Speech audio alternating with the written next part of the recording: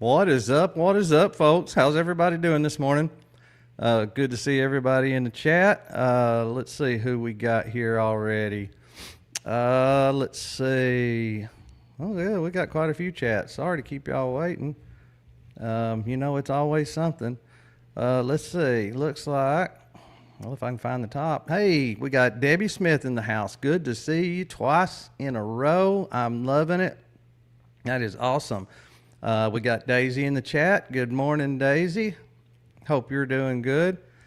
Let's see who else we got here. Kezo, what is up? What is up? Thank you for showing up. One of our friends from down under, if I'm remembering correctly. Let's see here. Who else we got? Kelly, good morning. How are you doing, Kelly? Good to see you. I know I've seen some other names in here. Let's see. I don't want to miss anybody. Brett Booth, what's up, Brett? On his way home again. You drive safe, Brett, all right? We'll be there when you get there. Or we'll be here when you get there. All right, Charlie's Angels, what's up, what's up? Good to see you, Charlie's Angels. And let's see, AC. What's up, AC? How you doing this morning? All right. Well, that looks like it for now. Maybe some more will pile in on us. Normally they do. So yeah. Hey, thank y'all for showing up, showing out. Always good to see y'all. I have got. Yeah, I know, Miss Debbie. It is the best chat. Period. Hands down. No doubt about it. No question. And I tell you what, I've said it before. I'll say it again. If it wasn't for this little endeavor I've had going on here lately, I would never even understand any of this. I had never had a desire to jump into the chat or anything. It was just not something I'd ever done. Didn't really understand what the big attraction was. But obviously when I started doing this, I started understanding, and yeah, it's absolutely great. Love y'all guys. It is, it's awesome. Hold on just a second, guys. I have got to send a message. Somebody is ringing my phone, and I don't want them to keep ringing.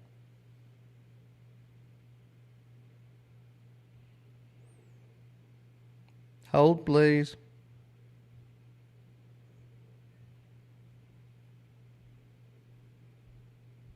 Okay, now, maybe that done it. Anyway, all right. So I have got something good for us this morning.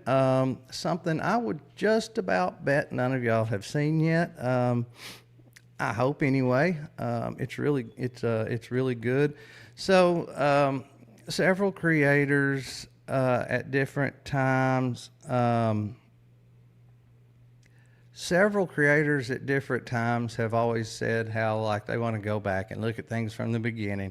Just give everything another once over and see if we've missed anything or what have you. And there's so much stuff that has been coming out recently. Now, real recently, it has slowed down a little bit as far as brand new groundbreaking information, but all in all, it has slowed down some. But regardless, over the past 7-8 months, it's been like drinking out of a fire hose. I mean, almost as literally as you could mean that. So I think it is good just to go back from the beginning and just have a little recap, refresher, whatever you want to call it. Just something to put all of the different places that we've been and everything in some type of semblance of in order, just so we remember where we're at. Because even myself, as much as I've looked into this and talked about it, sometimes I have to really think about when something happened or, how it happened, what have you. So anyway, I think it's important to put everything in order. I found a really good video that does just that. I don't know if y'all are familiar with a guy on YouTube named Coop, COOP, like a chicken coop. But he did basically a from day one to where we are now video about a week ago, and I really enjoyed it. Thought it was good stuff, really good refresher, and so I thought that I would play that for y'all this morning.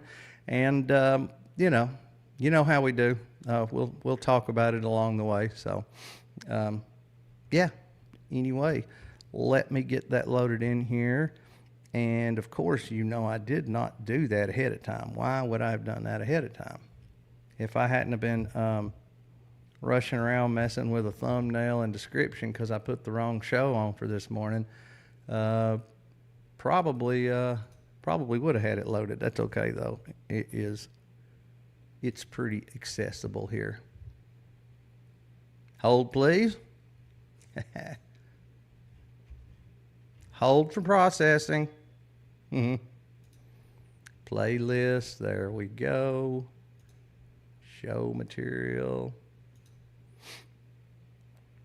And hey, I hate to keep bugging y'all about it. I hate to keep asking, how is the sound this morning? Is the volume good?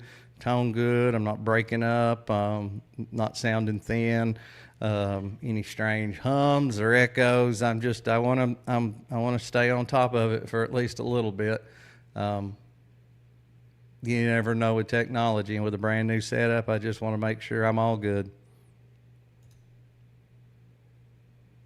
Plus, as much as a microphone costs or some of the other accessories, holy God, to spend that kind of money and it not be absolutely perfect would be just a crying shame. Good. Hey, Brig, what's up? Good to see you. Everybody saying I look good. I mean, sound good. So looks like we're good. Oh, God, he is. What about that little spell there for about a week where his microphone was going out? Oh, my God. He would just be going along, and he sounded like some kind of freaking radio interference was about all that you could hear. It's what it sounded like. Finally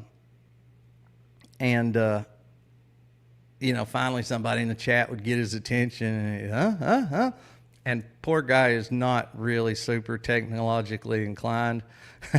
Thank you, Debbie. That he's not real super technologically inclined, I don't think so. Poor guy, but he got a new microphone and got it all worked out, looks like, so he's doing good. Hey, y'all make sure y'all get in his chat and bug the hell out of him, because I don't know whether he actually ever went and watched that John Bray show, but he said emphatically, like without a doubt, would very much love to do so and would watch that show. And that me and John did, and he also said that he would email me so I could give him some more details and information on it. So y'all make sure y'all don't let him forget. Y'all remind him every chance y'all get. I don't get to catch him live a lot just because of some of the hours that he usually does his lives. But anyway, if y'all would do that for me, I would much appreciate it. I'd love to get in contact with the guy. So I really admire that man. He's like a walking, talking dictionary, I'm telling you. And I got to keep a dictionary with me whenever he's talking. Crazy. I always learn a new word. Yeah, well, we know it was 100%, not a 30-06. Ain't that the truth? Okay. All right, guys, fire in the hole.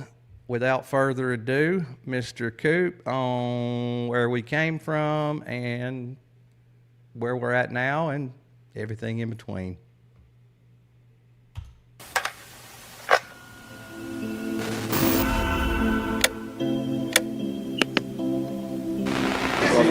If you're seeing this, I'm probably dead. Hey, good to see you, man. Hey. That's a little cryptic, wasn't it?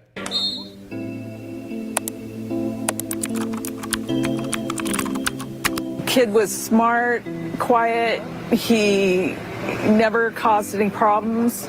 I was out for dinner with my fiance, now wife, and I was eating a cheeseburger, ended up being raw and pretty gross. And obviously this is not a food review channel, but it was in that moment that I got a text from a good buddy of mine, and it simply said that Charlie Kirk had been shot in the throat, and he later followed up with, "And I think he's gonna die." In that moment, a shiver went through my spine. First, because a man, a husband, and a father had perished, and second was because a Rubicon had been crossed for which we cannot go back from, and we have now entered an era of political violence. A family was destroyed that day, and the last little bit of hope for many Americans was as well. And yet, still to this day, 8 months later, the powers that be have not given a reasonable answer as to who or what or why this shooting occurred. And in fact, they've left us with so many lies. Biggest lie is that it was a lone wolf shooter with a rifle, just an angry kid who didn't like free speech. And yet there are so many reasons why that cannot be true, that this Kind of like the whole situation in the Middle East, what they've always told us. I believe it was George Bush that said, they hate us for our freedoms. They hate us and want to blow us all up because we live in, quote unquote, air quotes, free country. Really? Is that really what it is? I'd say it's probably something to do with our support of that little country over there the size of New Jersey, but that's digressing in a bad kind of way. I just thought I would bring that up, They always use the same damn narratives. They can't help themselves.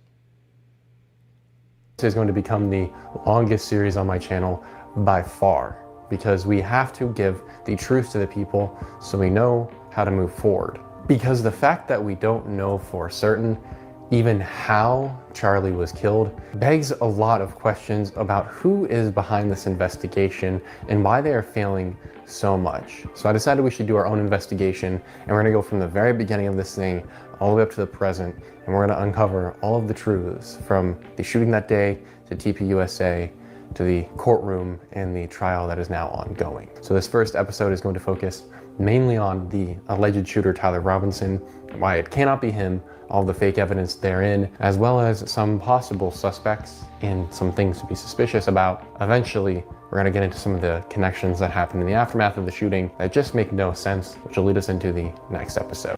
Oh, they have hated us for a very long time, Miss Debbie, but I think that to say that the people in the Middle East, specifically in that situation, like Afghanistan, Al-Qaeda, but to say that the reason we were attacked is because they hate us for our freedoms, I think is just not being very honest. We all know why that happened. For one, I believe everybody that listens to me has already realized that, for one, that we've been lied to about the whole thing. For two, that our own government more than likely was involved in that. And so it wasn't just a matter of Osama bin Laden decided to, cook up this elaborate plan to attack the United States, all because he hated us because of our freedoms.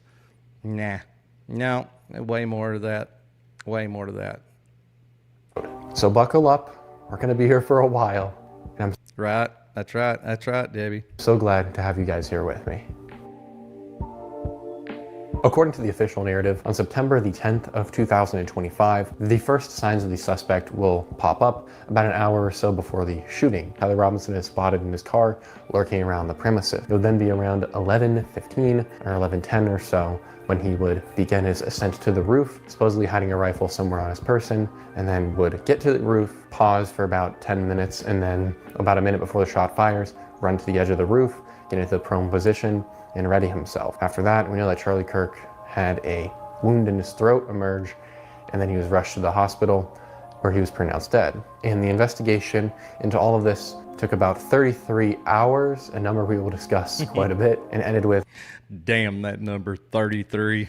Tyler Robinson It just keeps inserting itself. and turning himself in as the suspect, and according to the media, telling us that he had done it and it was because Charlie Kirk had been so hateful.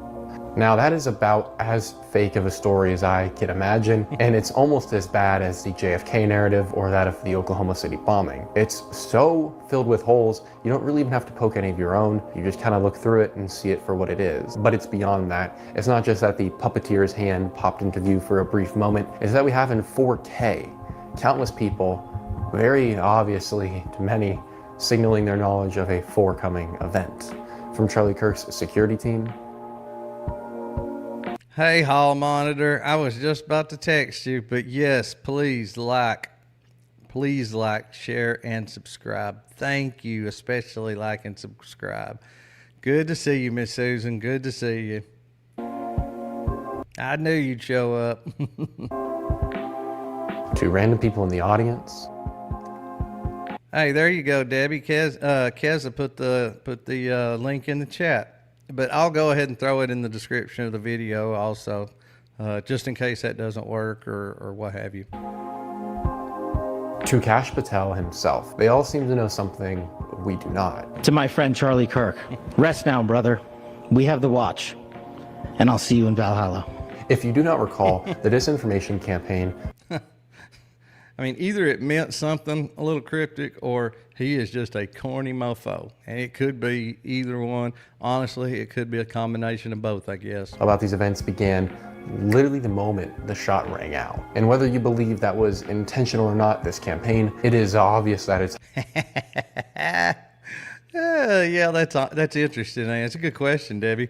Or maybe the gun just couldn't fire like that. You reckon? Happened to the point that we cannot even... Have y'all ever watched the movie Shooter with Mark Wahlberg? There was actually 2 of them, I think. But it reminds me of that. You know, they frame this guy. It's more of a JFK style execution, but basically they frame this guy, and somebody else does the dirty work, obviously, and then they frame him for it. And they're claiming that he used his gun and he's a sniper, he's this really good sniper and all this. Well, they made the case against him, and long story short, a whole bunch of stuff in between.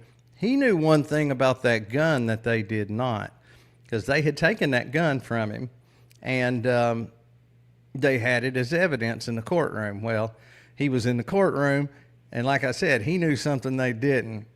He knew that he never stored that gun in firing condition. He always pulled the firing pin out of it, and knew, obviously, that it had no firing pin. Well, I don't remember how now. I mean, look, it's the movies, but somehow or another, he got a bullet into the courtroom.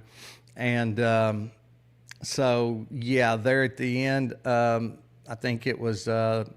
I don't remember. I guess it was one of the guys testifying or a witness. I don't know. Anyway, somebody involved in putting him in that position.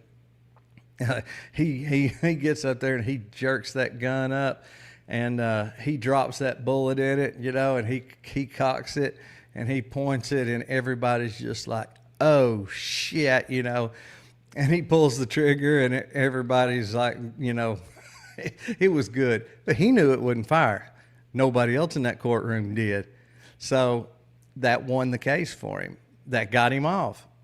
He could not have shot the guy with a gun that didn't shoot. And there was more to it, obviously, but that's the main point. And so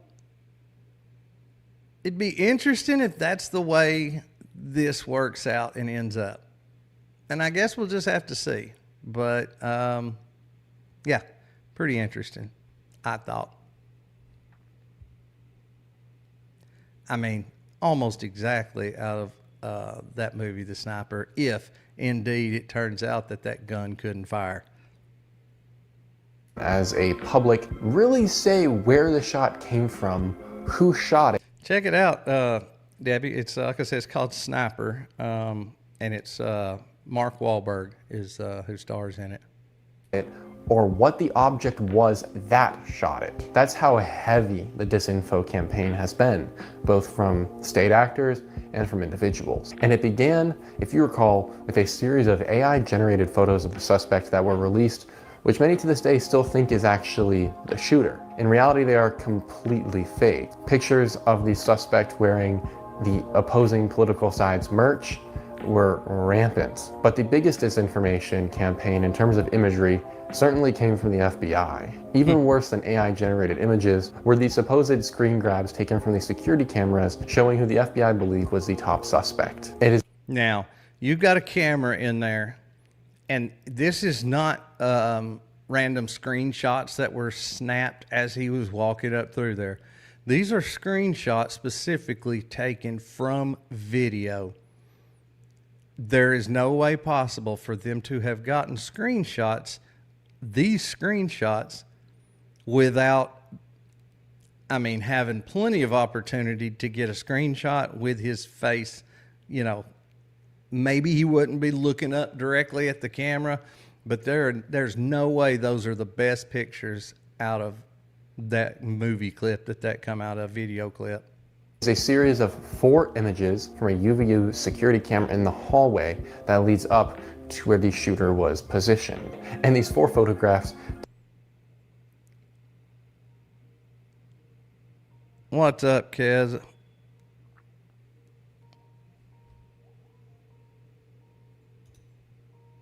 I think somebody must be dying. She's killing me. Yeah, he did a pretty good. That's right, Brig. He did a really good show on the gun. Let's see here, guys. I hate to do it to y'all, but they're not going to stop calling me. It's my work. What I'm going to do is I'm going to play y'all my little intro song for just a minute while I find out who's dying, and I promise I will be right back. Give me like 1 minute. I am so sorry.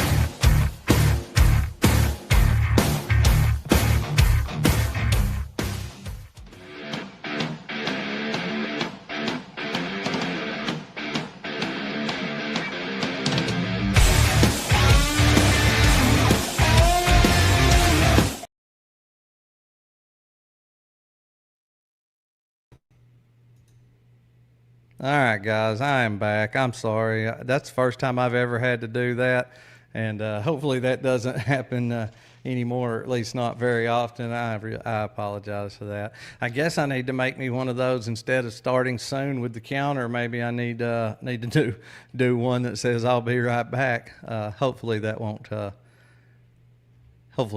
be an issue though very many times. Anyway. Oh, different Adam. Did I miss Adam Zaker? Yeah, there he is. There he is. Hey, how's it going, buddy? And I don't know. I'm sorry. I don't know what it is, but YouTube hates me at times. Anyway, have a good meeting. Maybe we'll still be here when you get done. All right, guys, let us pick up right where we were at. And believe it or not, nobody was actually literally dying. Depict a white male. Really, that's about all you can tell because it could be almost any white guy with dark hair of average build.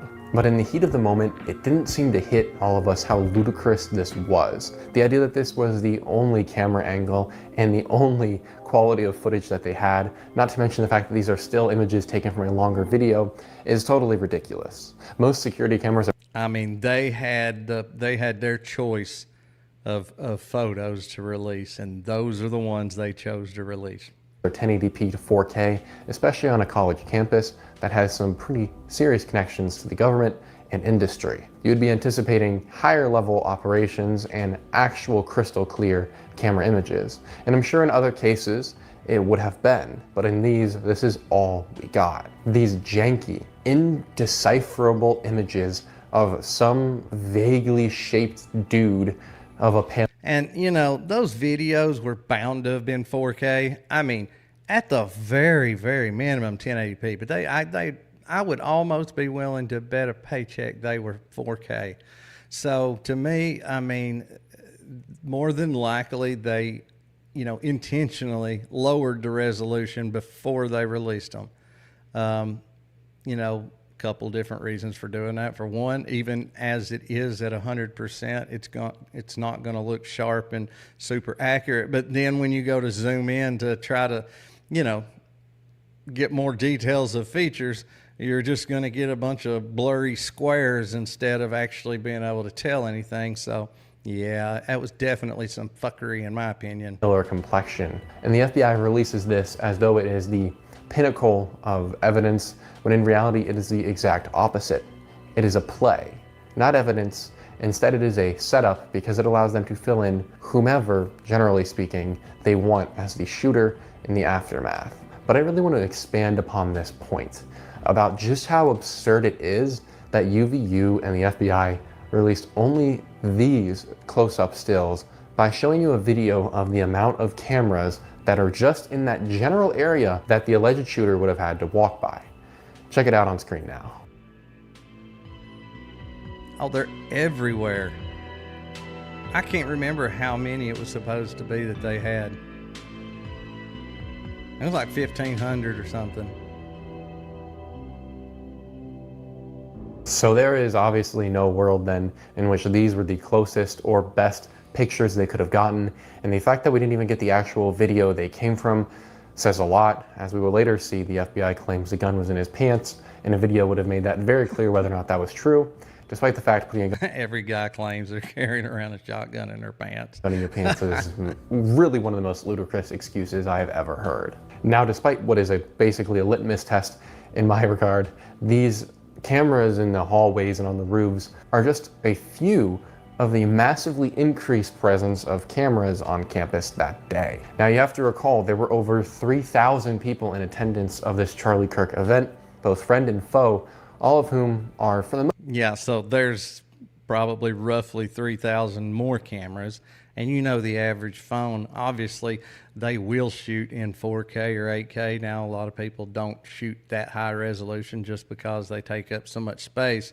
But still, the average, you know, iPhone or Android phone, they take really, really good video. most part college-age kids addicted to their cell phones. People who are literally on camera filming the entire time. And yet there are shockingly few angles of the events that day. And we'll touch a little bit more on that later as to why that might be. But the idea that there are not more than just a handful of angles is utterly ridiculous. It's actually so ridiculous it borders on, are you testing us? Do you think we are that dumb? It's too obvious in my opinion. And right here, we have to ask ourselves if the entire case against what is now Tyler Robinson falls apart. Because as far as the public is aware, there's actually no video evidence or photographic evidence of him that is undeniably him having. Yeah, Debbie, and I mean, I don't think I ever remember seeing in any of the documents that Tyler's parents, you know, how do you want to put it? It never says that I know of that Tyler's parents positively ID'd Tyler from the photos or from the video, or, you know, even that they were convinced or knew it was him from the video. Basically, if I remember correctly, the wording was something to the effect of, you know, they thought it looked, you know, similar to him, or I don't remember exactly how it was worded now, but they've been pretty careful not to make too strong and direct statements when it comes to that, and a lot of other things too. Hey, Aunt B, how you doing? Good morning. God bless Texas. Good thing, or good to see you in here. Absolutely. All these people following the rule about showing back up. Thank you. Love to see you here. That's just one more larger that our awesome chat just got. Been there that day. But what should immediately give you pause is if we were to turn to the charging document that the government released against Tyler Robinson, who we will later find out is the accused shooter. Within that document, they release a bit of information that leads to the next part of this problem. That being that Tyler's parents identified him as the shooter from these images that were released to the news media. That should be incredibly ridiculous. There. Exactly. Robinson's mother saw the photo of the shooter in the news and thought the shooter looked like her son. Okay. Again, they didn't say that she positively ID'd him or that she was convinced or knew that that was her son. Thought that it looked like her son is a very, very vague statement. I mean, I'm guessing, and maybe not, but it very well could be just, hey, that kid's got a similar build and, you know, size. Maybe even Tyler's got a shirt like that. But it never does say that they were convinced and knew that was their son from those pictures. To you right off the bat. But like many of the things that were wrong that day, it kind of got swept under the rug and people just let it ride by them. But the notion that any parent could pick out their child from photographs. Awesome, Hall Monitor. Thank you. You're doing your job well. Stay on them. That blurry is actually absurd. They are indecipherable. And when you compare those photographs to pictures of Tyler Robinson, the similarities just aren't there. No more similarities than you would see with any medium-sized white guy with dark hair, for which there are tens of millions. Did you see how long his face was in those pictures in the stairwell? If you look at that picture straight on to Tyler, he doesn't have a really long, narrow face. I mean, he's got kind of a wide jaw. I mean, like I don't know. I don't see it. Just in this country alone. And there are a lot of weird things we know about Tyler's family that we'll touch on later. For now though, let's just say these photos are too ridiculous to believe that that story about the parents is true. And we shall later find out that they themselves have a lot of problems with what's been reported. But what's more ridiculous than the fact that these are the only images they gave us at that time, them being the FBI and the powers that be, is that in the 8 months since the shooting, have you seen a single other image emerge of a close-up of the shooter? And the obvious answer is no, you haven't, because they haven't given any. And they haven't given any because they don't have any that don't incriminate them as obviously having put a patsy up to this. Truer words were never spoken.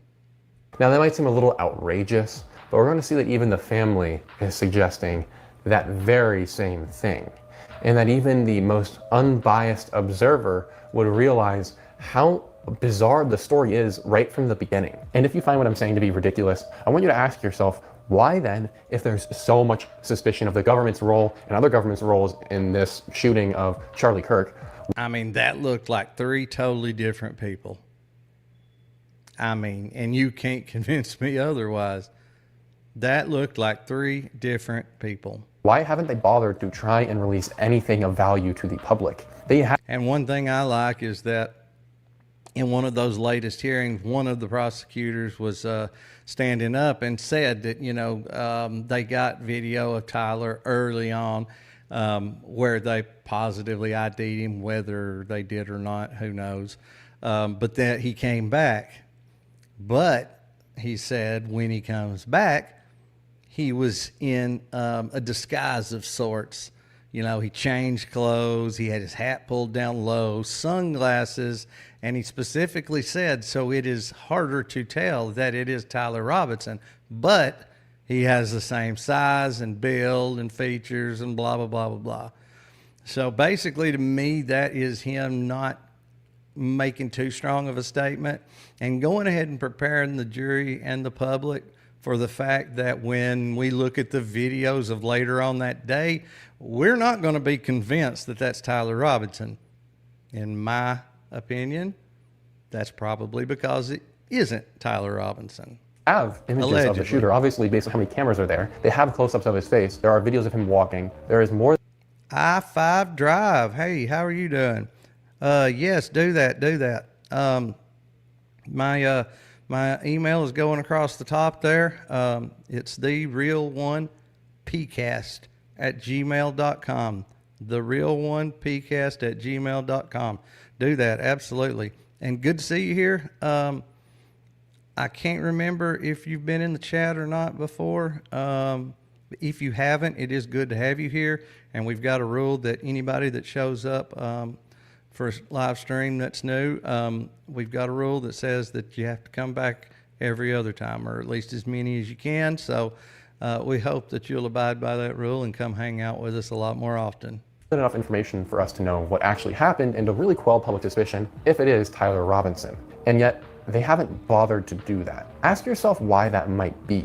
Because it's not a sign of innocence, it's a sign of guilt. In the same way, we still don't even have all of the footage of the JFK shooting. And that was 60 plus years ago. And if you want something really eerie, you should just look at a side-by-side photograph, which we have on screen now, of Tyler. Have y'all seen that before? That is pretty freaking weird.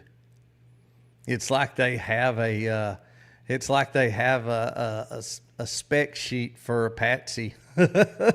Robinson next to the alleged JFK shooter. It's not even just bizarre, it's freaky. But that's not here nor there right now. I don't want to get us too sidetracked. If the government had enough evidence to put Tyler away or put him to death as is being pushed for heavily, then you would think they would have already given the public enough to rally behind them. But it seems as though they're playing cards they don't possess, and that's why they're so frantic right now. Debbie, I haven't ever looked into that. I keep hearing that different places that they did. I do need to look into that. That's something that would be pretty easy to confirm or not. So yes, I need to do that because I keep hearing that myself. And that's the reason for this show trial. Keza says yes. So like I said, I haven't confirmed that. I need to do that myself. That's one thing I've just not ever really looked into.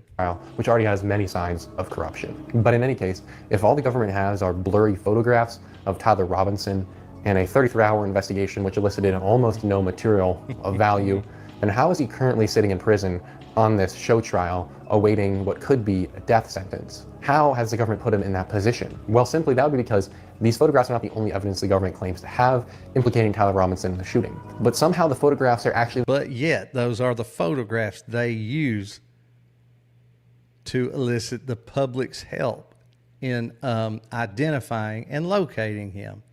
Just doesn't make a whole lot of sense, does it? They never intended for the public to actually find the kid or turn him in or what have you. I feel like they did that just to, go through the process. They already knew who their guy was. They already knew.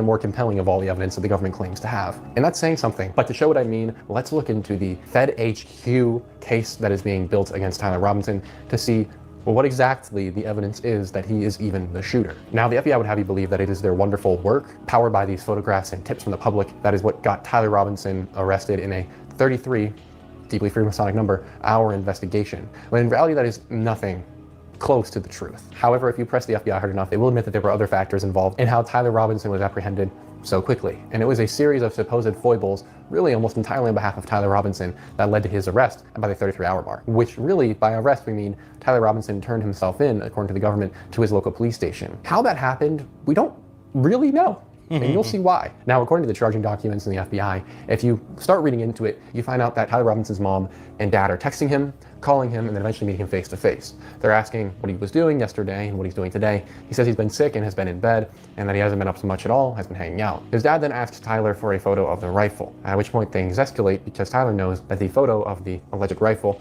is on the internet. Now, the rifle has a lot to be investigated about, which we will get into, but for now, that's the story as it were. The family recognized the photos, recognized the gun, and we're pretty sure it was their son, and yes, that rhymed. Digressing, at the same time, this family is beginning to become curious of if it was Tyler or not. The FBI is also collecting evidence from the scene and following the trail, as it were. Now remember, this whole story is coming from the same FBI who said that there's no evidence Epstein trafficked children to other people, so take it with the most grains of salt. Did Epstein traffic these young women too, besides himself? Himself, there is no credible information. None. If there were, I would bring the case yesterday that he trafficked to other individuals. Tyler's father, as it would turn out, has a pastor family friend Talk about a disappointment. That man has been a disappointment and a half. who they get to come talk to Tyler. And according to the mainstream media, Tyler will eventually admit to this creature and his family that he was the shooter, that he had done it, and that he was guilty, and that he did it because Kirk had been spreading too much hate. And some hate can't be negotiated out of, whatever that means. And just like that, with zero verifiable evidence that would indict him without any chance of winning in court, Tyler just gave it up. What's up? Oops, I clicked on the wrong one. Look at there. What's up, Nosy? Good to see you. Hey, it's better late than never. Thank you for showing up. We always love when you hang out with us. And said it was me after conducting the most horrific political assassination since JFK and his brother. And for those in the know, those are all three people who began having questions about a certain country. Continuing, we know that Tyler just admitted to it, right? And that he's guilty. So why are we even here, and why are we doing a video trying to prove that he's probably not the guy and really get to the bottom of who actually did it, if the guy, who everyone thinks was the shooter, at least in official settings, has already admitted to it? Well, that would be because Tyler actually never admitted guilt. That was a media lie and a government lie promoted sheerly for the sake of dissuading public opinion from what needs to really be investigated. And if you actually read the charging document, the government has had to back down from the claim that Tyler admitted to it and instead say that he sort of implied that he might have done it and that it was Exactly. The quote-unquote confession to his parents, that's exactly what they said. They said that when confronted about it, he insinuated that he did it or that he was the guy. Insinuate can mean so many different things. Or no, I'm sorry. They said he indicated that he did. Indicated that he did could mean anything.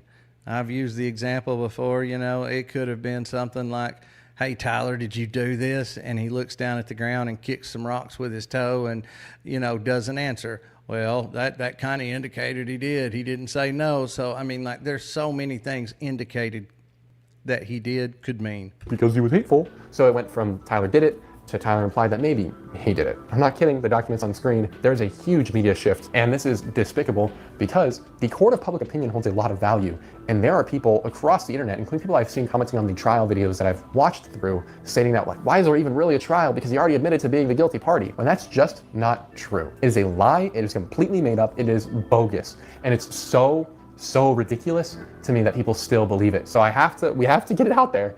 It's a lie. Tyler Robinson never, not once, has ever admitted to having been. Why would he have made a not guilty plea? I mean, like, come on.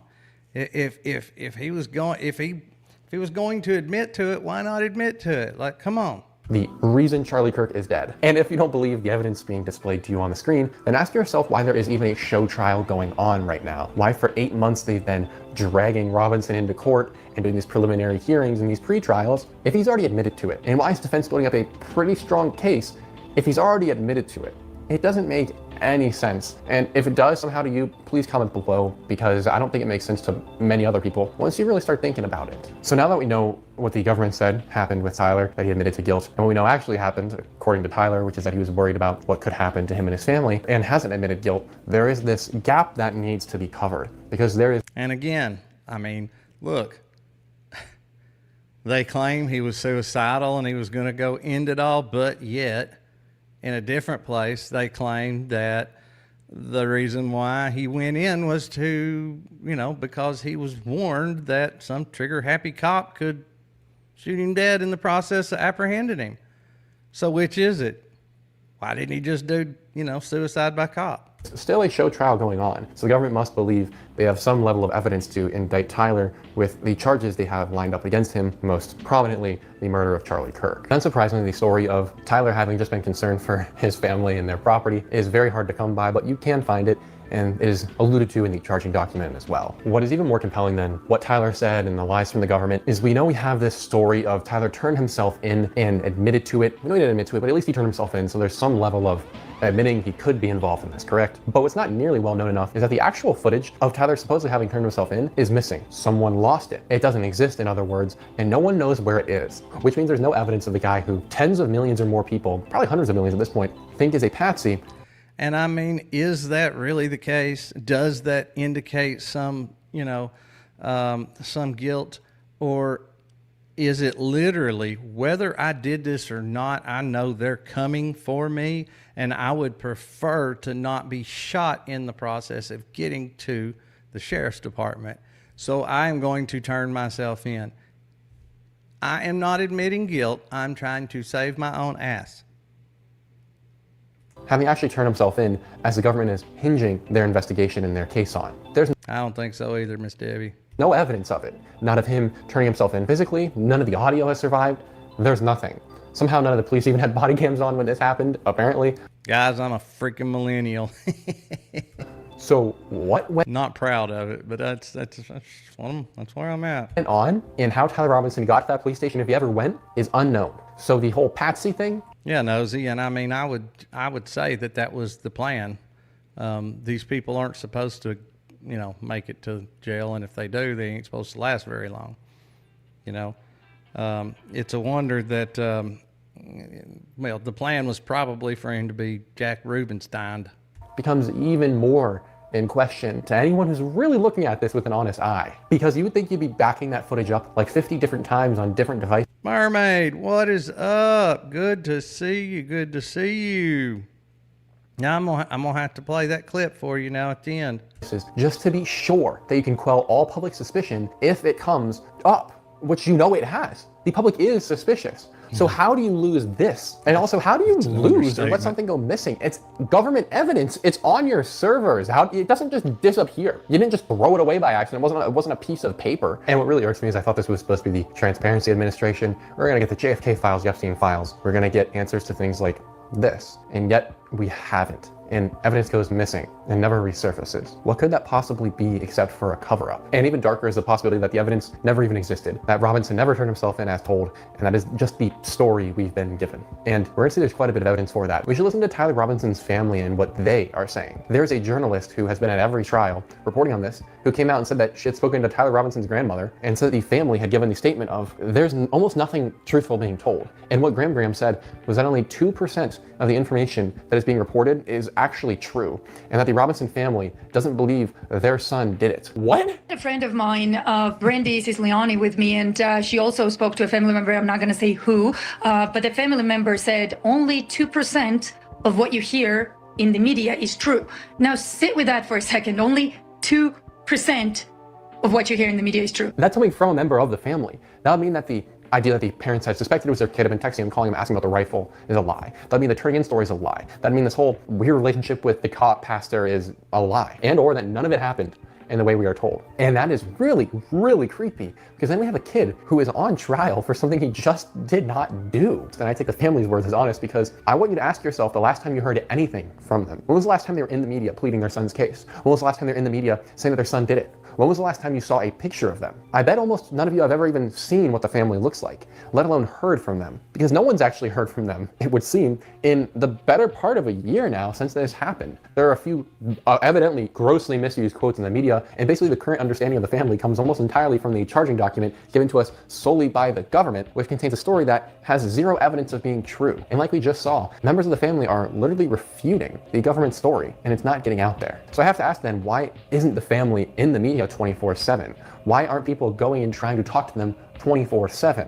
You would think this would be the biggest story. This is the family you want to be talking to. These are the people whose story needs to be printed, unless the media is captured and they don't want the story getting out, which I think is likely what's going on. And there's even more reason to think that, because I wanted to get you guys a conversation with the family. And so I tried to find any member of that family on the internet. And as we know, I've done some videos where I've managed to get phone numbers and addresses for the entire family of people who were directly involved with Epstein. And I could not find a single data point for this family. No OSNet tools, no data scraping could reveal to me phone number, an address, an old phone number, kids' phone numbers, relatives' phone numbers, grandma's phone number, nothing. The entire family seems to have been scrubbed. I was able to find social media profiles, and I followed the mom's Instagram. I'll update you if anything comes from there, to try and DM her, but I wasn't able to get anything. I haven't heard from any of them, and as far as I can tell, there's not even any publicly available information about them that isn't coming from the media or the government, if you can define even a difference there. That was weird to me, because almost everybody has a trail online. Maybe you guys can find something else, but that's one that always gets me. I've only ever seen something like this happen a couple of other times, and it involved some deeply connected people and some horrifying things. If you have no digital footprint whatsoever,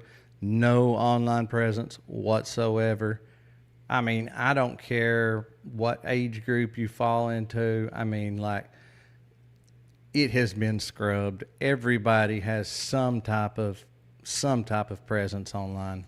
So let me know if you guys find anything when searching, because I would love to talk to the family and give them a platform to really get their own story out and what's going on with their son. Because I don't like what I'm seeing so far. For a family that supposedly turned in their son, her profile photo on Instagram is still her and her son, and her Facebook was able to find a lot of photos of her with her son, so they're clearly not as ashamed of their son as the media has been portraying. And so now turning back to the investigation and now the ongoing court case, let's think about, why is Tyler even in jail then? Why is he being held? Because initially it was only on probable cause, which doesn't last for an extended period of time like this.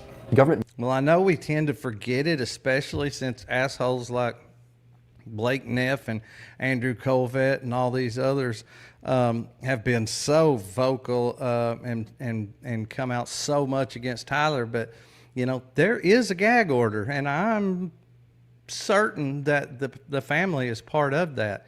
So, I mean, it could just be that the family's playing by the rules, unlike the Turning Point assholes. Must have something on Tyler Robinson that is more compelling than what we've seen. Otherwise, why is he in jail right now? And that'll be because the government is... Yeah, no, I mean, there are some, I guess I shouldn't say that. For the most part, a person has some type of digital presence, you know, online presence. That they have Tyler Robinson's DNA at the scene. And when you hear that, you're going to think that they're talking fingerprints, blood. So... What's up, the best Heather? Good to see you here. Oh, I bet it is. Lord have mercy. Well, I'm glad you showed up to hang out with us.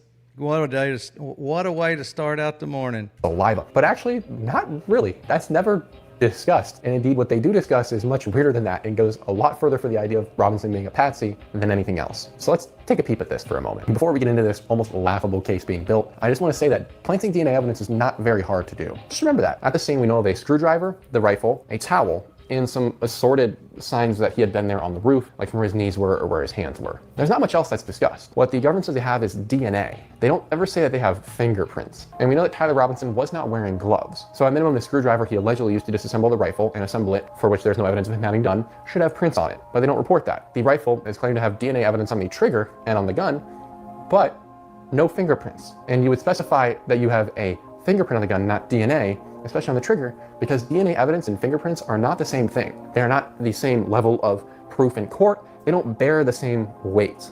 So finding DNA evidence on the trigger is actually a little weird. That one towel of Tyler's would be all that it would take to deposit DNA all over the gun and anywhere else.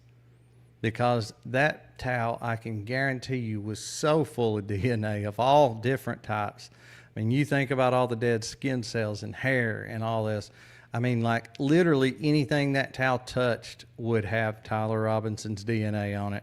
Weird. and why there wasn't a fingerprint there is very strange, at least from what we're aware of. But it's even stranger when you remember that there was a towel found at the scene. I don't know last time you showered, but when you use a towel afterwards, you would have left tons of DNA evidence on that towel. And it would be all sorts, from fluids to dead skin to hair. It's all in there. So when I tell you that the Robinson rifle was not found neatly in a box, as the FBI would have you believe based on the photos they released later, and instead the rifle was found wrapped up in that towel, that should cause you a lot of questions, because that towel would have been covered in Robinson's DNA had he been laying on it and had he used it before. It would be one of the best possible pieces of evidence to plant at a crime scene. And the fact that it was wrapped around the rifle would easily explain why DNA was found all over the rifle. And so right there, that idea that it's just DNA becomes very, very weird, because a towel would have a lot of DNA, but it would have no fingerprints. And the gun the towel is wrapped around has no fingerprints, according to all the reporting, but a lot of DNA. When you start poking holes at the DNA story, you notice another very strange thing. An article is gonna pop up, and you're gonna see that the defense team for Tyler Robinson has not had access to the rifle as of just about a month ago. And yet this pretrial has been going on for months. A good job, that I need to be able to be familiar with everything that officer has touched, and really what the SBI has done generally. We went to examine physical evidence this past week, this week. It took us 6 hours. We did finish what the SBI has. However, we still have never seen the gun. The gun is at Quantico. So we've never been able to. I mean, like, seriously, it's been long enough. Why is that gun still locked up tight at Quantico? That to me is just very suspicious, to say the least. To look at the gun. I actually think that's really important for purposes of the hearing. So I have some concerns about that. So why on earth would it be that the FBI is still withholding evidence from the defense team all the way back in their offices at Quantico, when it should have already been given to the defense so they can help build a proper defense? Lest you forget, you can't trust the government, to be honest, and we have Yeah, that's probably kind of the whole point, is so they can't build a proper defense. the right to a fair trial, which includes getting access to the important evidence. That rifle, you'd easily be able to tell, based on the charging documents, does not contain fingerprints, and DNA is not very hard to plant. And that's basically the story that we have right now, even from the family. They don't think Tyler did it. And if the family doesn't think Tyler did it, it's probably a pretty good reason for that. And maybe you're gonna say, okay, Cooper, there might be just DNA on there, no prints. Tyler Robinson's family doesn't think he's guilty. They're missing the footage of him turning himself in. There's no video or photographic evidence released to the public of Tyler Robinson ever having been there. What else you got? Because I don't believe you. Well, listen to this. Tyler Robinson obviously was on the roof that day, and he had his phone on him, from all reports we are aware of. And we can be sure this is true because Tyler Robinson was texting his alleged homosexual trans lover roommate in the most ChatGPT generated messages I've ever seen, the exact details of what he had just done in the moments after having done it. So if that's true, then Tyler had his phone up on the roof with him when he allegedly fired the shot at Charlie. Why then do I even have to, why? This should be so obvious. Why then has the defense team not only not seen the rifle Tyler allegedly used in person, they've not even had access to his cell phone. They haven't gotten his phone. I also have not been able to get into my client's phone. The electronics that we have required an expert because they're so massive. We had to all get these huge hard drives shipped to us from our digital expert. I have not looked at my client's phone, and that concerns me, especially because the state's indicated they may call individuals uniquely connected to my client. I'm not going to say who because I don't want to commit you guys if you call them or not. Why would that possibly be? If the FBI and the government had this airtight case for which they claim to, why has the defense team not gotten any of the critical material that they deserve, and not just deserving of, but are entitled I can answer that for you, buddy. to? That is only something you would do if you are guilty and or lying, in my opinion, because that phone would have the data from Apple or Android of where it was, and we would know down to the foot if Tyler Robinson was there that day. Moreover, say you didn't trust that, I'm guessing this dude has at least a couple dozen apps on his phone, in which case you'd be able to take all the tracking data from those various apps and pinpoint and triangulate exactly where Tyler Robinson was that day.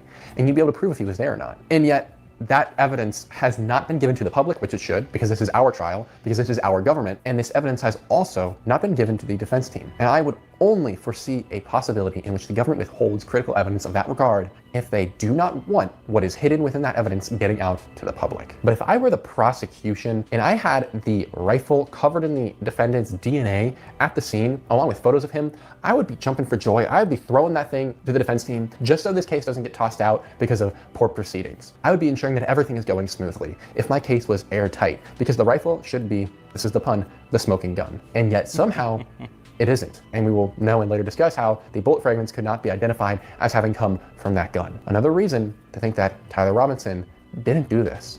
Pausing here for a brief instant, I want to quit my yap and ask you guys why and what and who you think is behind this. And if you have any tips, any important details, please feel free to send them to me. Comment them below, message me on Discord, DM me on Instagram, email me. All the info's in the bio. And please, guys, let me know what you think, because I want to make sure we get all of the information about this out there, and this is giving the absolute most fair trial possible. Because obviously the government's not going to bring the truth, so we're going to have to do it ourselves. And now let's get into one of the main reasons why I waited so long to make this series. It would be because the fog of war can blind us to some of the more obvious things right in front of us, as it were. And the main one for me that I didn't think about until a couple months later was how apropos the whole narrative is of this whole shooting. And you'll see what I mean by that in a moment, because it fits the narrative so well that I gotta give a hand to the feds. We've made it clear that I'm a Christian, and this next part is not going to be me avowing or agreeing with or supporting transgenderism, homosexuality, or radical leftism.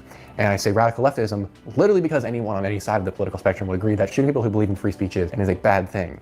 And even with that, I think there's still gonna be people who are frustrated about this on both sides. And now, follow me here for a second. The narrative is this. You have Charlie Kirk, who is seen as a defender of free speech, who is helping bring back America to Americans, who is likely to be one of the upcoming presidents, who has more sway over the youth than any other person in the culture. He is being asked a question by a leftist, and the question is about transgenders and violence, like shootings. And while answering and discussing this question, he is shot down in the throat, if you believe that's how he died, by a guy who is a homosexual lover of another homosexual dude who thinks he's a girl, and both of whom promote and push for radical leftist pro-trans notions. And not only that, think back, a lot of the mass shootings that we have had, especially related to schools over the past several years, have been trans people. It's almost like they were getting the public prepared for this, that the trans community is getting more violent, and that sooner or later, you know, they're gonna go for the head of the snake, you know, as it were. They're gonna get closer to the top, you know. They're gonna move on from schools and kids to, you know, somebody like Charlie Kirk. It's just it's just a thought, but one that I've had many times. Have we paused to think about the irony there? And I don't mean irony in the funny sense, I mean irony in the, okay, who wrote this? That's too on the nose sense. And if you are just grabbing this, don't worry, or maybe this is obvious, I just missed it. Don't worry, because I didn't get this, or really think about this until a couple months after what happened. And that it is so clearly a sign of something more, because these things don't just come out of a vacuum. And why I don't think this came from a vacuum is not just the deep, disturbing irony of the situation, but because it was used.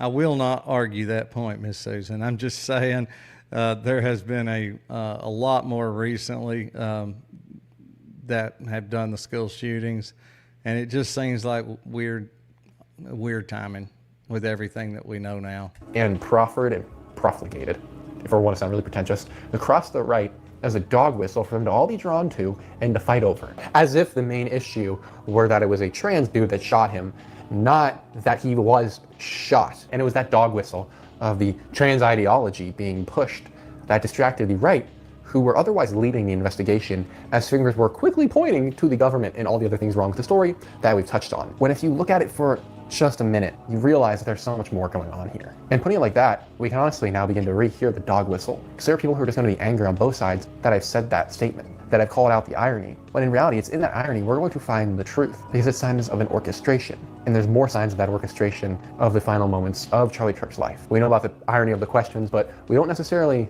get a perspective in any investigation so far on how strange the shooter's behaviors are in tandem with the question being asked. Because we know, according to the FBI themselves, that the alleged shooter had been on the roof for some 8 to 10 minutes before revealing himself and getting into position. And why he waited till that specific time is very odd when you add in the fact that he got into position around the exact same time that Hunter Kozak was preparing and asking his questions to Charlie Kirk. And we know this happened because of a very great, in terms of how revealing it is for investigations. And not only that, but we see Hunter Kozak before then, you know, just randomly going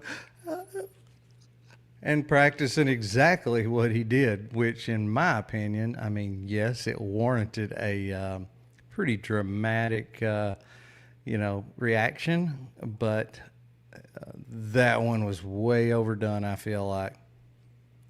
Angle of the shooter we get from two students who were on their way to class. It's become a very famous video, but let me play it for you now so we all know what we're talking about. Get right up.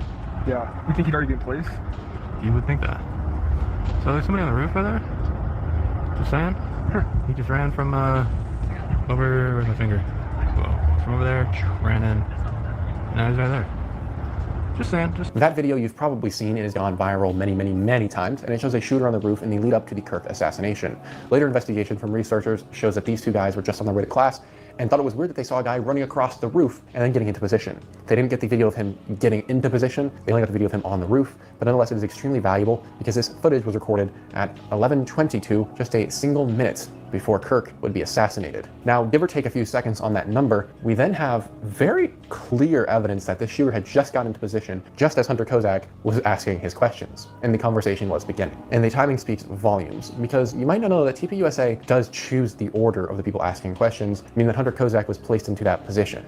It allowed the shooter to have time to get up there, but not enough time to be caught by accident. So perhaps there's a connection there, but we have a TPUSA episode coming up later, so I won't go too far down that rabbit hole right now. Continuing this though, this video also proves that the shooter was very visible from the ground, and in all likelihood should have been caught, noticed by security, because two random dudes walking noticed him. And the security had a very direct angle at this roof and should have seen the figure laying over top of it, aiming down sights. However, this video also shows us another thing, that the shooter managed to get into position, set himself up, get his breath going, cool his adrenaline, aim down sights, and fire all within a minute, despite having a rifle that had never been zeroed in. Mermaid, his name is Coop, C-O-O-P. If you search him, if you search for Coop on YouTube, it'll pull him up. He does pretty good stuff. Definitely go check him out. Give him a follow. Like his stuff. He's really good. Since it was reassembled on the roof, which is why the FBI says the screwdriver was up there. If you're unfamiliar, rifles need to be zeroed in after being taken apart or after a lot of time without use. That's where you assure that the scope is actually aiming where the barrel is pointed. And if you don't do that after putting a rifle back together, you're bound to get a shot that is pretty off course. And yet we know the shot that was landing on Kirk was instantaneous kill shot, right to the throat. A pretty difficult target to hit, although admittedly at that distance it's not super far. And now if you recall, in the aftermath of the shooting we heard a lot of stories. The rifle was stowed in the shooter's pants, in his backpack, it was disassembled, it was reassembled, it was in one piece. It's not really sure actually, and even the charging document doesn't really say what exactly went down. All we know is that there was a shot that rang out and the rifle was later discovered in a wooded area. And if you've ever held a bolt-action rifle, you would probably get right away how ridiculous the story is that it was instantaneously disassembled on a roof without anyone noticing, and or that it was shoved into a backpack, disassembled, or down into the shooter's pants. None of those things make sense, and it's basically a litmus test. And again, as I brought up the other night, I haven't really heard anybody mention this, but when you break that gun down, neither of the pieces would be short enough to go in the backpack. They're both going to be really close to the same length overall, close to 3 feet. So that means it wasn't just like the barrel stuck down in his pants. He would have also had to have the stock. So you would have had two pieces of gun, both about 3 foot long, that had to be stuffed down in his pants. So, I mean, you would have had to have one down each leg, I'm assuming, which makes it sound even more ridiculous. Government has given to people. It is actually entirely ridiculous. What the story fails to do, though, in any case, is align with the visual evidence and common sense logic. There are two more videos that completely refute the FBI narrative, one of which comes from the FBI themselves. Number one is the shooter could never have disassembled his rifle again, or stowed it in his backpack or in a bag, nor did he change clothes, as was often reported after the shooting, because we have a video in which we can see an angle from a common room where some students are, and it is a recording that starts just after the shooting. You see the students dropping to the ground as they realize Kirk died, so we're talking seconds after this happened, and then you see in the distance someone running across a roof. We know this to be the alleged shooter.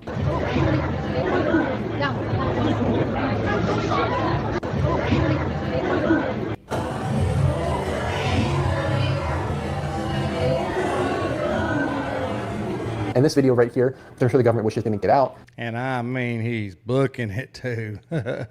Completely disproves all of the above stories, because nowhere is the rifle even seen. But is it seen going into pants? Is the person seen changing clothes? Nor is there enough time to even disassemble the rifle. That is a minutes-long process, and we're talking mere seconds in between when the shot rang out and the shooter began running across the roof. That's not enough time to change their clothes.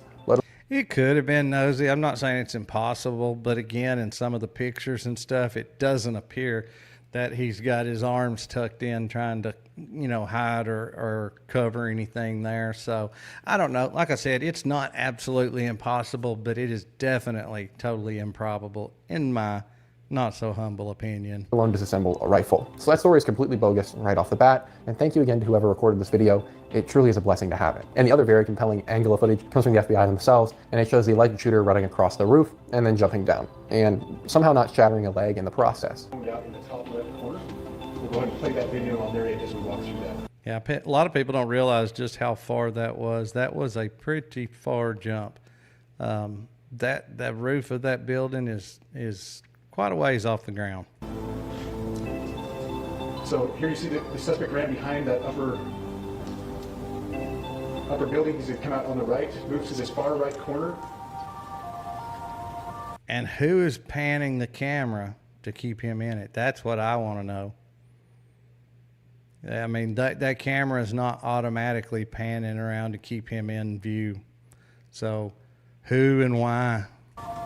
As he does, he's going to climb off the edge and then drop down to the ground. As he did that, he left some palm impressions. There's some smudges, some places we're looking to collect DNA. There's a shoe imprint where we believe the suspect is clearly identified as wearing Converse tennis shoes. Again, we'll replay that again so you can get another view of that. In any regard, though, what this angle shows us is that the FBI had a camera and the security team had a camera on the roof that entire time and would have easily seen the alleged shooter and could have stopped it.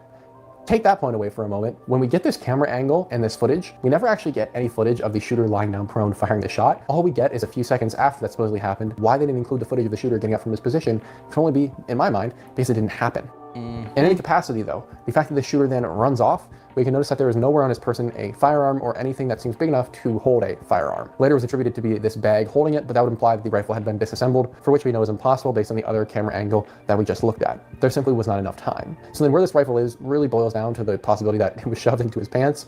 Now, I mean, like, when you hear that sound within, like a second or so, you got him at a dead run. There's no way he could have got up and done anything other than just start running. Come on, guys, you're laughing at that. I know it's stupid, but there's no evidence of that. And the idea that he put a gun in his pants is, once again, it's a litmus test. And this now means that we have no angle from either the FBI or the public of the shot being fired from that position, the shooter with the gun, or anything but the guy laying down at one point and that other far distant angle from those two people we looked at earlier, and then later an angle of him running off from two different people. There is no signs that the shot was fired from there, which you would think we would have definitive proof of, and yet we don't. That is entirely on the basis of the government story that we think the shot came from there. And if you've seen the video, in which I don't recommend looking it up, but if you have seen the video of where Kirk is shot, you would notice that the blood doesn't come from the angle that the shot supposedly did. And so now we have even more questions and even less proof of the government's story. Because where, when, and how did the gun suddenly disappear from the shooter's possession, where it was actually never depicted in any camera angle, and then reappear in a box in a, quote, wooded area under the FBI's purview? I don't know. Let's see if we can find out. And really, if you've made it this far, you probably agree that this story is so ridiculous. It honestly makes the JFK situation and the Oklahoma City bombing setup look like a masterclass in government operations. And yet, it actually continues. Let's now take a look at the magic rifle. Now, don't laugh, people. When discovered, the rifle is found in pristine condition. Suddenly it's an heirloom, topic for later. The rifle is in pristine condition, and it's found with some phrases written on the shell casings of decade-old memes that no one has found funny in years. So whoever at FBI headquarters put those on there should probably be fired, because it's actually just ridiculous. But I'm getting a little bit ahead of myself here. I think it's worth pointing out that we have no idea how the rifle actually got into that box. Sure, we have the government story, but let's be honest, it doesn't make any sense. So we have, for some reason, the shooter who was able to conduct this operation without a hitch and then get down and disappear. What is up, Jax? How are you doing? Good to see you in the chat this morning. I'm gonna go ahead and inform you of the rule we got. Once you show up in the chat once, the rule is that you got to show up from here on out, at least as often as you can. So good to have you in here. Hopefully we'll see you a lot more from here on out. And this is definitely the best chat on the internet. There's a bunch of cool people in there, really, really good people, and they'll make you feel welcome. And again, thanks. And of course, if you are not subscribed, please do so, because we're always we're always doing good stuff like this and a lot more. Without a hitch, suddenly drops his rifle in a lightly wooded area in the grass for no reason, and then doesn't come back for it in time to get rid of the evidence and then therefore make it so that he can never be proven guilty. I distinctly remember at the time when this rifle was introduced into the public consciousness, there were a lot of questions. For instance, why is it in this cardboard box? Why does it look so pristine? And why was it just sitting there? And these are questions the FBI never really answers compellingly. We find out later in the chat messages that I'm 100% certain were not written by Tyler Robinson, that he left it there for reasons. I couldn't actually tell you why, but he does claim that he left it there and then was going to go back for it at another time, but just couldn't. The FBI makes it seem like this was some deep and intense discovery that required a lot of investigation to find, but if you've actually looked into it, the rifle was found completely fine, sitting gently in the grass in a, quote, lightly wooded area. When they say lightly wooded area, that's a little ridiculous. These are trees and people's property that were planted there. After all, Utah is a desert, so this was not some difficult to find area. This would sort of be like if someone tossed a rifle outside your neighbor's driveway on the grass, and then the FBI came and found it there and claimed that it was lightly wooded because there were a couple trees on his property. It's that easy. So this rifle being found there so easily is odd. There's no reason Tyler Robinson should have left it there, especially if he had somehow managed to get it in his pants and then was running away. He should have just kept it on him. And all things being true for someone who just conducted the most important political assassination of our lifetimes, you'd think he would have had the brains not to leave the gun in the public view or really leave the gun behind at all, and instead take it with him and dispose of it somewhere else. But obviously, according to the official narrative, they found it sitting there. Except that gun was meant to be found. It was supposed to be found. That's the whole reason of it being there. I mean, he was not trying to hide the gun. The grass, which then makes the FBI look guilty because it's such a pristine condition rifle. It looks like it was never touched, despite. Well, there's a lot worse, Jax. There's a whole lot worse things to be radicalized on. So I appreciate that, and I agree with the sentiment. The story being that it was an heirloom rifle the shooter had received from their grandfather. And it's supposed to be such an old rifle, didn't even have a serial number, and yet it looks like it just came out of the box it was found in. All of that aside, that's not even the only strange thing about the rifle in this situation. Whoa, sorry to cut you off abruptly. We are going to be ending it there for now. I look forward to continuing this though next week. Make sure you guys let me know anything that you found or want to see included in the next episode, where we dive more into the Kirk series generally and not just Tyler Robinson. But I just want to say a quick thank you for you guys being here, for watching, and I can't wait to see each and every one of you in the next one. Yeah, he definitely does end it abruptly, but yeah, hopefully his next one comes out pretty soon. But I thought that was a really good. Start to, and I guess when I said start to now, that was a bit of an exaggeration. But yeah, I think that was a good, just a good recap of where we're at. Thought that y'all might appreciate that. And I've got one other video clip I got to show. Mermaid's been wanting me to show it. She has requested it and sent it to me, so we'll watch that. I don't know if anybody, let's see, if it were staged, I would hope Erica would have had a better reaction and come back. Yeah, well, there's all kinds of questions about that. All right, let me play this clip that that Mermaid was wanting us to watch. I don't know if y'all have seen this. I saw it a long time ago. This was the kid that fell into the gorilla exhibit at the fair. Mermaid, here you go. She is retarded. I believe so too. Thanks, Jax. Absolutely. Yep, there it is. All right, here we go.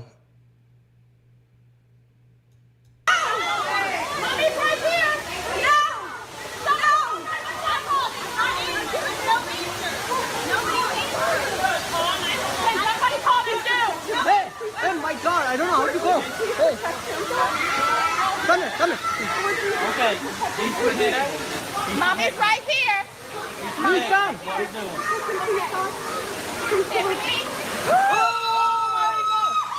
Oh my God. Isaiah? Okay, everybody back up. I think he's trying to... Okay. Mommy loves you. I'm right here.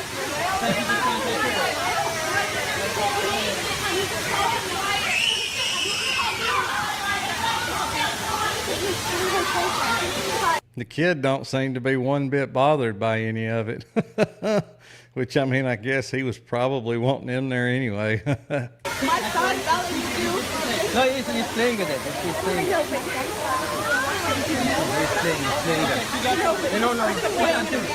Peter. Please protect him. Isaiah, be calm. Be calm. Be calm. Be calm. Oh my God. Not quite as gentle as it could be. But I don't think intentionally hurting him at all. Oh my God. Are they coming? Are they coming?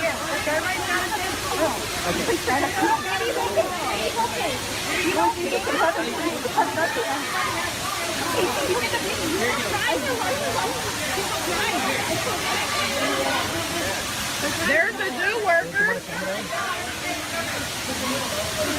Yes, they did, Debbie, which is sad. I don't, I guess I kind of understand, but it just, I don't know.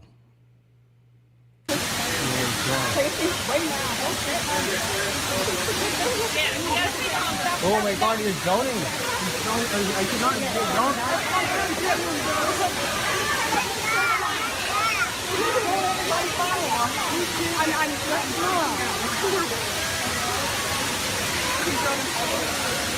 Just the mom should go. He's just sitting there. I think she's right there.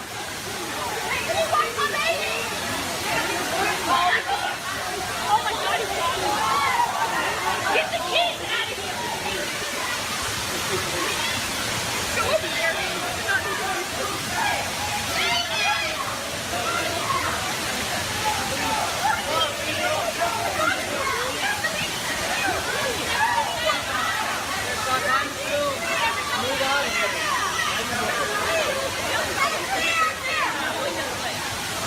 Everyone should go this way. Yeah, so that's a pretty good question, Keza. As far as I know, he, I guess he was climbed up and was leaning over and ended up falling in there. And I get it kind of. I get it kind of them killing it, or I understand the thinking. I don't know that that's the route I would have taken. But so if they had tranquilized it, it would not have happened immediately. It takes a few minutes. And so I guess there always is the risk if when you tranquilize it, you get a extremely negative and possibly violent reaction out of it because you've just shot it with something and, you know, it doesn't feel good. So I guess there's always the chance that, you know, the thing could hurt the kid right after you shoot it with the tranquilizer. I still feel like there would have been some way. I mean, if you could see that it doesn't have any ill will towards the kid and it's not trying to hurt the kid, that you could, I don't know. I don't know. Get it away from the kid somehow.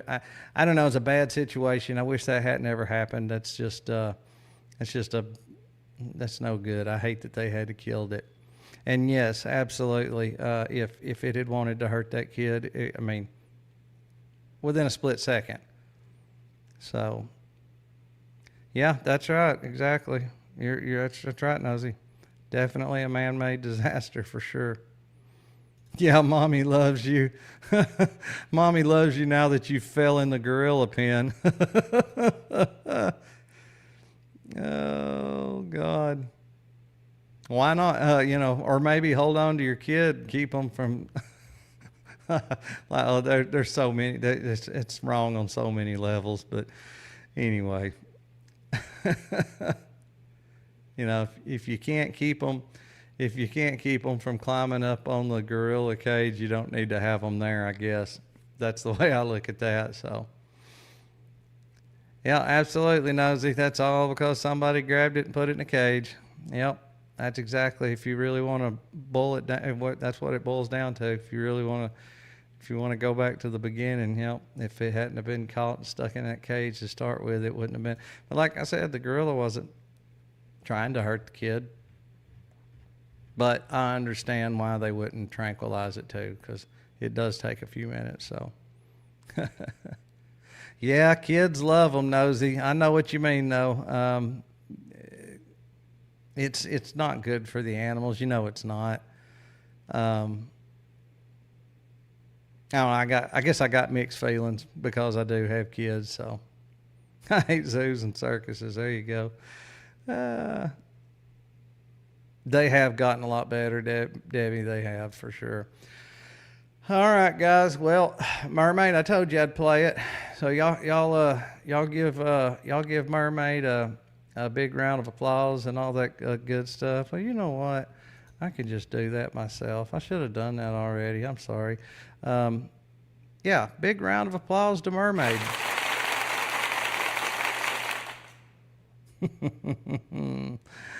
I always forget those are there. So here's Debbie's favorite. Oh, yeah. Anyway, there you go. Farms and ranches. That's right. You can have petting zoos. Let people play with the goats and the cows and the pigs and the sheep and stuff. I know. I always forget about them, Mermaid. But anyway, I got to get to my real job now. My phone's been blowing up, so I got other people trying to get a hold of me, so I'm just going to have to do it. Guys, I appreciate y'all coming out and hanging out with me for a while. It was great, like I always. Love, yeah, Mermaid, what's your X handle? You said you was on X, and I've emailed you and asked you. Everybody wants to follow you on X, so email it to me if you want to, Mermaid. Yep, that's what I'm going to do, Nosy. I got all sweaty yesterday. I'm fixing to get sweaty here in a little bit. But anyway, yes, thank y'all. Thank y'all for coming out and hanging out with me. I really appreciate it. I always enjoy it. Let's see. Today is, so as far as I know, I'll be on again tomorrow morning. We're going to just experiment a little bit. We're going to try this a few days and see how it goes, and then we'll talk about it from there. But I appreciate y'all coming out again. Please like if you have not, share on any of your social medias, and please subscribe if you're not. I really appreciate that more than anything.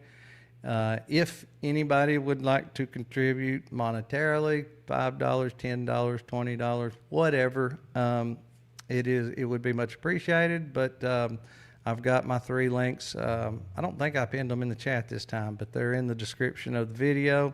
I got Venmo, Cash App, and PayPal, just to get me by until we get monetized. Which is coming very soon. But regardless, the main thing is y'all showing up here every day. I really appreciate that. Love y'all to death. So I'm fixing to, yep, there it is ringing again. So, all right, guys, I'm fixing to get off here and hit it. Let's plan on doing it again tomorrow. Thank y'all, guys, and I will see every one of y'all back right here real soon. Thanks.